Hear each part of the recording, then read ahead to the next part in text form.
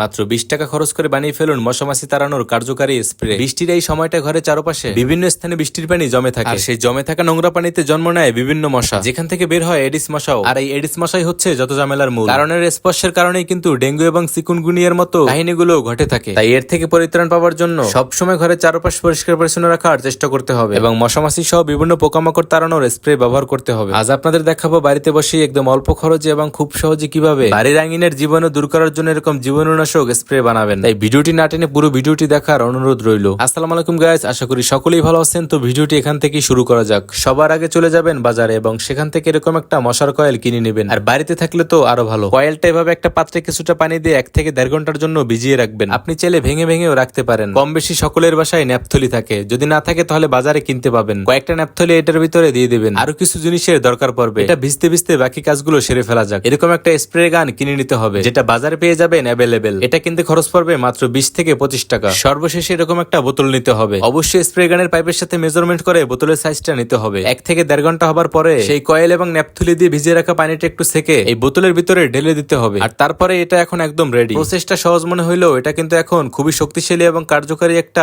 স্প্রেতে রূপান্তরিত হয়েছে। এবার এটাকে বাসার আশেপাশে খুব ভালো করে স্প্রে করে দিতে হবে। যেখানে যেখানে মশামাছি এবং পোকামাকড়ের উৎপাত বেশি সেই জায়গাগুলোতে বেশি করে স্প্রে করতে হবে। এভাবেই বাড়িতে বসে খুব সহজে এবং অল্প সময়ের ভিতরে এরকম একটা দারুণ কার্যকরী জিনিস বানিয়ে ফেলতে পারবেন, যেটা আপনার অনেক কাজে দিবে। কিছু গুরুত্বপূর্ণ কথা না বললেই নয়, এরকম 2-1টা কাজ করলেই শুধু হবে না। আমাদের প্রতিনিয়তই আমাদের পরিবেশ পরিষ্কার পরিচ্ছন্ন রাখার দায়িত্ব নিজের থেকেই নিতে হবে। আমরা যত এটা ওটা করি না কেন এবং বলি না কেন, নিজে থেকে দায়িত্ববান না হলে কখনোই আমরা আমাদের পরিবেশকে সুন্দর রাখতে পারবো না। কখনো জেনে শুনে, কখনো না বুঝে আমরা অগোচরে আমাদের পরিবেশকে দূষণ করে যাচ্ছি, যার বিপরীত প্রভাবটা পরবর্তীতে আমাদের উপরেই পড়ে যায়, যেটা আমরা বুঝেও না বুঝে এড়িয়ে যাই এবং প্রতিদিনকার মতো পরিবেশকে দূষণ করেই যাচ্ছি। তাই সবার আগে নিজে দায়িত্ববান হই এবং অন্যকে উৎসাহিত করি। তো আজকের ভিডিওটি এই পর্যন্তই। পরবর্তী কোনো ভিডিওতে আবার দেখা হবে। খোদা হাফেজ।